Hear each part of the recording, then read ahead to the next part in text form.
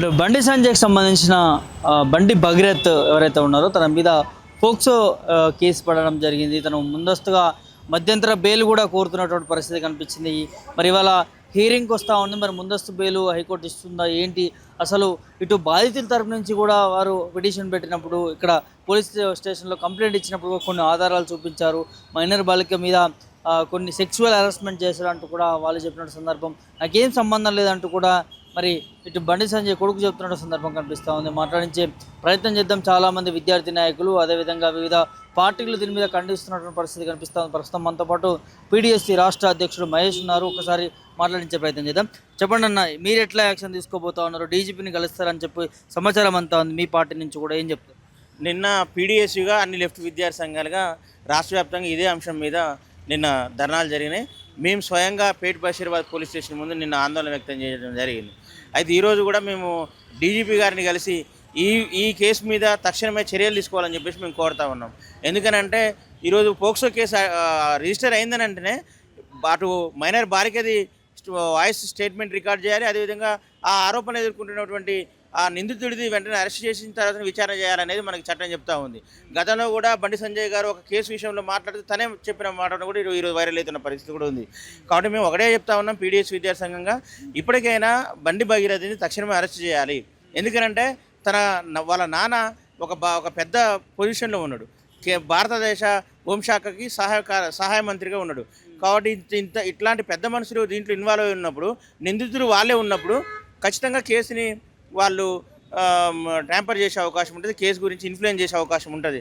కాబట్టి అట్లా ఇన్ఫ్లుయెన్స్ చేయకుండా ముందే ఫస్టే తక్షణమే బండి భగీరథని అరెస్ట్ చేయాలని చెప్పేసి, అరెస్ట్ చేసిన తర్వాత విచారణ చేయాలని చెప్పేసి మేము డిమాండ్ చేస్తాం. ముందస్తు బెయిల్ కూడా కోరడం జరిగింది. పిటిషన్ కూడా వేసినటువంటి సందర్భం కనిపించింది. ఇవాళ రేపు హియరింగ్ కూడా జరిగే అవకాశం. ఒకవేళ ముందస్తు బెయిల్ వస్తే ఎట్లా చూడొచ్చు? అసలు వస్తుంది అనుకోవచ్చు? ఏం చెప్తారు? ఈరోజు బండి సంజయ్ గారు మాట్లాడుతూ ఫస్ట్ అది హనీ ట్రాప్ అని చెప్పి మాట్లాడారు. ఆ తర్వాత మన ముందస్తు బెయిల్ కోసం ఎందుకు వెళ్ళారు అంటేనే సంథింగ్ ఈజ్ దేర్ అనే అది మనకు అర్థమవుతూ ఉంది. కాబట్టి ఇప్పటికైనా వీరు ముందస్తు బెయిల్ తీసుకుంటే వాళ్ళ పొలిటికల్ ఇన్ఫ్లుయెన్స్ని ఉపయోగించి ఈరోజు న్యాయ వ్యవస్థ కూడా ఎట్లా పనిచేస్తుంది అనేది మనకు అర్థమవుతూ ఉంది. ఇన్ఫ్లుయెన్స్ కూడా ఎస్పెషల్లీ బీజేపీ వాళ్ళు బిల్కిస్ బాను అనే ఒక అమ్మాయిని అత్యాచారం చేసి హత్య చేస్తే వాళ్ళకి సంబంధించిన వాళ్ళందరినీ కూడా బెయిల్ ఇప్పించడమే కాదు, బెయిల్ వచ్చిన తర్వాత వాళ్ళందరినీ కూడా సన్మానం చేశారు. ఆశారాం బాపు, డేరా బాబా, ప్రజ్వల్ రేవన్న, అదేవిధంగా బ్రిజ్భూషణ్, ఇలాంటి వాళ్ళందరినీ కూడా కాపాడుతూ వస్తున్న వాళ్ళు బీజేపీ వాళ్ళు. ఇప్పుడు సాక్షాత్తు భారత హోంశాఖ సహాయ మంత్రి కొడుకు దీంట్లో ఇన్వాల్వ్ అయిన తర్వాత వీళ్ళు న్యాయ వ్యవస్థను కూడా ఇన్ఫ్లుయెన్స్ చేసే అవకాశం ఉంది. ఖచ్చితంగా బెయిల్ తెచ్చుకోవచ్చు, కానీ సమాజం ముందు మాత్రం ద్రోహిగా నిలబడే అవకాశం ఈరోజు బండి భగీరథకు ఉంది. అట్నే బండి సంజయ్ కూడా ఈరోజు ఏం మాట్లాడుతున్నాను, పొలిటికల్గా డిఫేమ్ చేయడం కోసం మాట్లాడుతున్నాను చెప్పేసి ఈరోజు చెప్తా ఉన్నారు. అవును, మరి నువ్వు రాజకీయాల్లో ఉన్నావు కాబట్టి నిన్ను బ్లేమ్ చేస్తారు ఖచ్చితంగా, దాన్ని నువ్వు ఎదుర్కోవాల్సిందే. అంటే కొడుకుని పెంచలేని ఒక బండి సంజయ్ ఈరోజు రాష్ట్రానికి దేశానికి సహాయ మంత్రి, హోంశాఖ సహాయ మంత్రిగా ఉన్నాడు. నా కొడుకు తప్పు చేయలేదు అంటున్నాడు కదా, ఖచ్చితంగా దీంట్లో ప్రూవ్ చేసుకున్న బయటకు వస్తా అని చెప్పి నా కొడుకు మాట ఇచ్చిండు. నేను చేసిన తప్పు, నా కొడుకు సమయం ఇవ్వకపోవడం అంటూ కూడా కొంత ఎమోషనల్ అయ్యింది. కానీ నా భార్య కూడా చాలా రోధిస్తూ ఉన్నది. ఇలాంటి ఫేక్ ప్రచారాలు చేయకూడదు అనేది బండి సంజయ్ చెప్తా ఉన్నాడు. నేను ఒకటి ఏమి ఊహించినంటే, ఒక బాధ్యతగా ఫీల్ అయితే ఒక ఎంపీగా, మంత్రిగా, భారతదేశానికి హోంశాఖ సహాయ మంత్రిగా ఉన్నటువంటి బండి సంజయ్ గారు తను బాధ్యతగా ఫీల్ అయితే ఫస్ట్ తన కుటుంబం గురించి ఆలోచించుకోడు. ఎవరైనా బాధ్యత మైనర్ బాలిక, ఆ బాలిక పట్ల ఆలోచించాల్సిన అవసరం ఉంటుంది. కానీ అట్లా ఆలోచించకుండా నన్ను కావాలని డిఫేమ్ చేస్తూ ఉన్నారు. మా మిస్సెస్ నిద్రపోవడం లేదు, తల్లాడుతుందన్న, నేను నా కొడుక్కి టైం ఇవ్వలేకపోవడమే పెద్ద చేసిన సమస్య అన్న, ప్రజానికి అన్న ఈరోజు ఏం వారం అన్నా, రేపు ఏం వారం అన్నా, ఎల్లుండి ఏం వారం అన్నా మాట్లాడే బండి సంజయ్ గారు మేము చెప్తా ఉన్నాం, అన్న ఆమె కూడా తెలంగాణ అమ్మాయే, మైనర్ బాలిక అమ్మాయే, ఇంకా మీకున్న అమ్మాయి అని కూడా చెప్తా ఉన్నారు అన్న. కాబట్టి నువ్వు ముందు స్పందించి అమ్మాయి న్యాయ విచారణ ఎదుర్కోండి. ఎందుకు మీరు అంత ఫీల్ అవుతూ ఉన్నారు? మీరు మీ దగ్గర న్యాయ విచారణ ఎదుర్కోవడం కోసమే, ఎదుర్కోకుండా ముందస్తు బెయిల్ కోసం ఎందుకు పోతూ ఉన్నారా అంటేనే మనకు అర్థమవుతూ ఉంది. కాబట్టి ఖచ్చితంగా బండి సంజయ్ని కేంద్ర మంత్రివర్గం నుంచి బర్తరఫ్ చేయాలి, బండి భగీరథని వెంటనే అరెస్ట్ చేయాలని చెప్పేసి మేము డిమాండ్ చేస్తాం. ఈ అంశంలో అసలు ఆ అమ్మాయి మైనరే కాదు మేజర్ అంటూ బండి భగీరథ్ చెప్తా ఉన్నాడు. పిటిషన్లో కూడా పేర్కొన్నారు. ఎట్లా చూస్తారు దీన్ని? ఆమె మైనరా మేజరా అనేది ఎప్పుడు తెలుస్తుంది అంటే విచారణ ఎదుర్కోవాలి. నువ్వే విచారణ ఎదుర్కోకుండా హైకోర్టు పోయి బెయిల్ కోసం పిటిషన్ వేస్తున్నాం అంటే అక్కడ మనకి ఏందనేది అర్థమవుతా ఉంది. అమ్మాయి మైనరా లేదంటే మా మేజర్ అనేది పోలీసులు తెరుస్తారు. అసలు అత్యాచారం జరిగిందా లేదా, అత్యాచారం జరిగింది, డ్రగ్స్ ఉపయోగించారు విచ్చలవిడిగా, అదేవిధంగా మధు దానికి సంబంధించినటువంటి అన్ని డ్రగ్స్ గంజాయి ఉపయోగించారు అనేది మనకు వస్తుంది. అదేవిధంగా ఈయన స్వభావం కూడా మనం అర్థం చేసుకోవచ్చు. గత 2 సంవత్సరాల క్రితమే మహేంద్ర యూనివర్సిటీ చదువుకున్నటువంటి బండి భగీరథ ఆ తోటి విద్యార్థులను కొట్టడమే కాదు, వీడియోలు తీపిచ్చి తన పైశాచిక ఆనందాన్ని బయటపెట్టుకున్నాడు. కాబట్టే ఇది 1 కాదు 2 కాదు 3 రిపీటెడ్గా జరుగుతున్న ఘటనల నుంచే ఈరోజు సమాజం నుంచి చాలా పెద్ద ఎత్తున వ్యతిరేకత వస్తుంది. మెయిన్ స్ట్రీమ్ మీడియా మొత్తం కూడా ఈరోజు మేనేజ్ చేసినా కూడా మీలాంటి వాళ్ళు మాలాంటి వాళ్ళు ఈరోజు సోషల్ మీడియా ఈరోజు దుమ్మెత్తిపోస్తూ ఉంది బండి సంజయ్ మీద. ఖచ్చితంగా వెంటనే బండి భగీరథని తీసుకొచ్చి అరెస్ట్ చేయించాల్సిన బాధ్యత బండి సంజయ్ మీద ఉందని మేము చెప్తాం. ఈ కాపు సంఘాలు కావచ్చు, ఇవన్నీ కూడా ఇదే వర్గానికి చెందినట్టు కొంతమంది జర్నలిస్టులను కావచ్చు, మీలాంటి నాయకులని వ్యతిరేకంగా మాట్లాడకూడదు, చేయొద్దు అంటారు. అంటే ఒక బాలికకి అన్యాయం జరిగినప్పుడు ప్రశ్నించాల్సిన అవసరం అందరికీ ఉంటుంది కదా. సో ఇదంతా కూడా బండి సంజయ్ మ్యానిపులేట్ చేపిస్తున్నాను అనుకోవచ్చు. బండి సంజయ్ ఫస్ట్ తన అధికార బలాన్ని ఉపయోగించిండు కేసు మాపుకోవడానికి, అర్ధ బలాన్ని ఉపయోగించిండు దాని కేసుని మ్యానిపులేట్ చేసి అసలు మేనేజ్ చేయడం కోసం. చివరగా ఏం చేసిండే తన సామాజిక వర్గానికి సంబంధించినటువంటి మున్నూరు కాపు సంఘం నేతల్ని దింపిండు. అంటే అంగబలం, అర్ధబలం, కుల బలాన్ని కూడా ఈరోజు ఉపయోగిస్తున్న పరిస్థితిని మనం చూడొచ్చు. కాబట్టి మున్నూరు కాపు సంఘం అనేది ఆ సామాజిక వర్గానికి సంబంధించిన వాళ్ళు కూడా ఈ సమాజం కోసం పనిచేసిన వాళ్ళు, సమాజ మార్పు కోసం పనిచేసిన వాళ్ళు చాలామంది ఉన్నారు. అట్లాంటి ట్రాప్లో పడకుండా ఇది ఒక కులానికి సంబంధించిన ఇష్యూ కాదు, ఇది ఒక బాలికకు సంబంధించిన విషయం, ఒక డ్రగ్స్కి సంబంధించిన విషయం, ఒక అత్యాచారానికి సంబంధించిన విషయం, ఆ రకంగా చూడాల్సిన విషయం ఉంది. కానీ ఇది ఒక కులానికి సంబంధించిన విషయంగా చూడొద్దని చెప్పేసి మేము భావిస్తాము. గాలింపులు చేపడుతున్నాము, నిందితుడు దొరకట్లేదు అనేది పోలీసుల నుంచి వినిపిస్తా ఉన్నది. ఎట్లా చూడొచ్చు? అంటే ఇంత హై టెక్నాలజీ ఉన్నటువంటి పోలీసు వ్యవస్థకే దొరకట్లేదు అంటే ఏం జరుగుతుంది అనుకోవచ్చు దీని వెనుక? మేము విద్యార్థుల కోసమో ప్రజల కోసమో ఏదైనా ధర్నా ఆందోళన పిలుపునిస్తే మేము ఇంట్లో ఉన్నా కూడా అరెస్ట్ చేస్తారు ఫోన్లు ట్రాప్ చేసి. మరి ఈరోజు బండి భగీరథ ఎందుకు దొరకట్లేదు? సాక్షాత్తు కేంద్ర హోంశాఖ సహాయ మంత్రి కొడుకు కదా, తను ఎక్కడో కనిపెట్టచ్చు కదా, కానీ కనిపెట్టడం లేదు ఎందుకు అంటేనే ఇక్కడ పోలీసులు కూడా చాలా నిర్లక్ష్యంగా వ్యవహరిస్తూ ఉన్నారు. అంతేకాదు ఈ రాష్ట్ర ముఖ్యమంత్రి ఎవరైతే ఉన్నారో మొన్న మోడీ మీటింగ్లో ఏం మాట్లాడు, మేరా ప్రియ దోస్త్ బండి సంజయ్ అని మాట్లాడుతూ ఉన్నాడు. అంటే ఇక్కడ ఏ రకంగా మ్యానిపులేట్ అవుతుంది, ఏ రకంగా ఇన్ఫ్లుయెన్స్ చేస్తున్నారు అనేది మనకు అర్థమవుతా ఉంది. ప్రభుత్వం నుంచి సిట్ చేసినా కూడా స్పెషల్ ఇన్వెస్టిగేటివ్ టీమ్ కాకుండా స్పెషల్ ఇంట్రెస్ట్ టీమ్గా అది మారిపోయింది.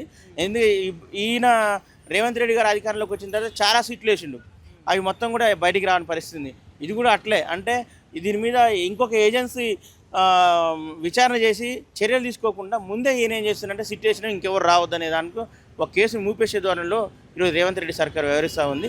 ఎందుకు ఈ మాట అంటున్నామనంటే ఈరోజు పోలీసులు చర్యలు తీసుకోరు, హోంశాఖ అధికారులు స్పందించరు, లేకపోతే ప్రభుత్వం స్పందించదు. మళ్ళీ సిట్ చేయడం వల్ల ఏం ఉపయోగం అనేది మేము ప్రశ్న చేస్తాను. ప్రముఖ దినపత్రికల్లో తెలంగాణలో 2 ఫోక్సో కేసులు ఇవాళ మార్నింగ్ నమోదయ్యాయి. వెంటనే వారి మీద యాక్షన్ తీసుకున్నారు. 20 సంవత్సరాల జైలు శిక్ష కూడా అవుతుందనే పేపర్లో నేను మార్నింగ్ చూశాను. మరి ఇదే బండి సంజయ్ కొడుకు సంబంధించి ఎందుకు ఇంత ఇమ్మీడియట్ యాక్షన్ తీసుకోలేకపోతుంది? ఇప్పుడున్న చట్టాలు కూడా మంచిగా దాన్ని ఇంప్లిమెంట్ చేస్తే కొన్ని కేసులలో ఇట్లా శిక్షలు మీరు అన్న శిక్షలు పడుతున్న పరిస్థితి కూడా ఉంది. కానీ చాలా వరకు విషయాలలో అట్లాంటి కేసులు కానీ కనీసం విచారణ కూడా జరిగిన ఒక పరిస్థితి ఉంది.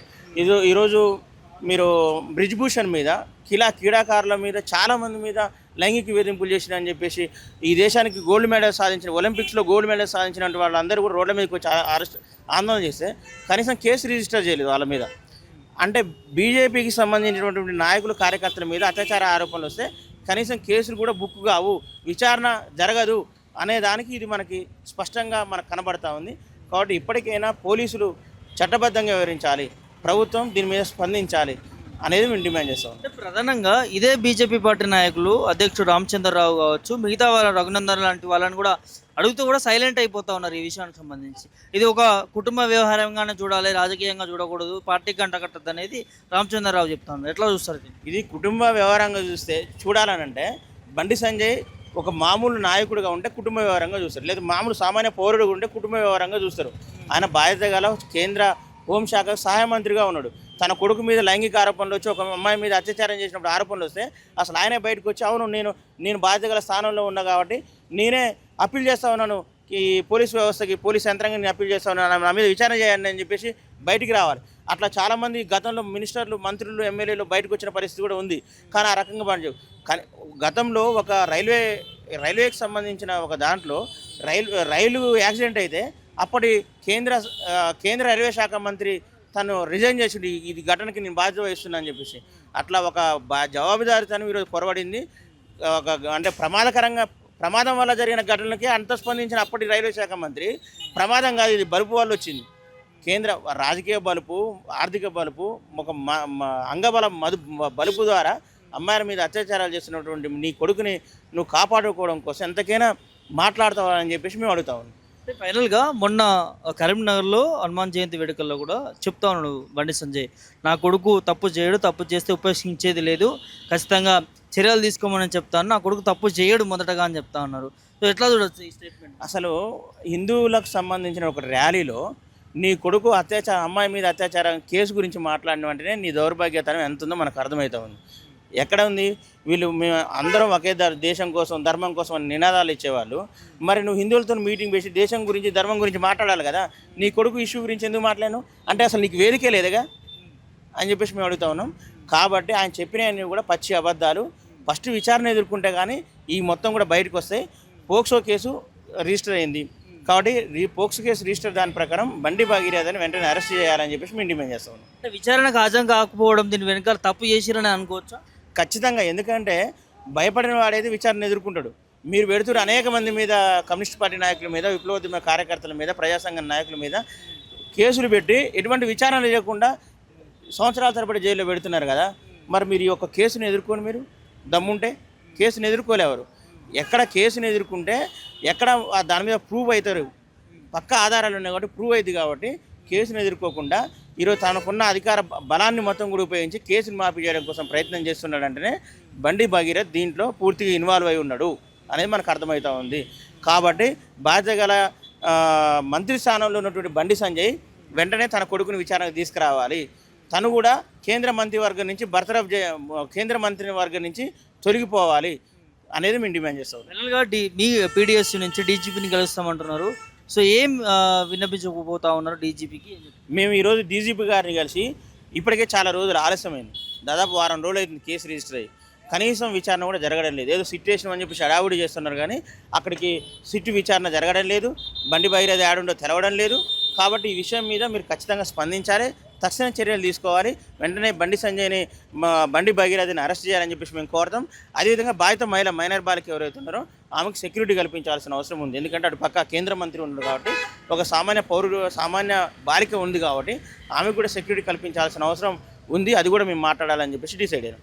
ఇది ఓవరాల్గా ఫైనల్గా బాధిత మహిళకి, బాలికకి ఖచ్చితంగా న్యాయం జరిగేంత వరకు కూడా పీడిఎస్ తరఫు నుంచి మేము పోరాడుతూనే ఉంటాం. ఇవాళ డీజీపీ సివి ఆనంద్కి కూడా వినతి పత్రం ఇస్తాం. దీని మీద సివియర్గా ఇన్వెస్టిగేషన్ చేసి నిందితుడిని కఠినంగా శిక్షించాలంటూ కూడా డీజీపీని కూడా కలుస్తున్న పరిస్థితులు కనిపిస్తూ ఉన్నాయి. చూడాలి మరి ఈ కేసు ఎటు మలుపు తిప్పుతుంది. ఇందులో ప్రధాన నిందితుడిగా ఉన్నటువంటి బండి సంజయ్ కొడుకు మరి జైలుకి వెళ్తాడా, లేకపోతే తను దీంట్లో నిర్దోషిగా నిరూపించుకుంటాడా అనేది కూడా చూడాల్సినటువంటి అవసరం ఉంటుంది. వీడియో జర్నలిస్ట్ సల్మాన్ రావుతో ప్రభాకర్, పొలిటికల్ మీడియా, పంజాగుట్ట నుంచి.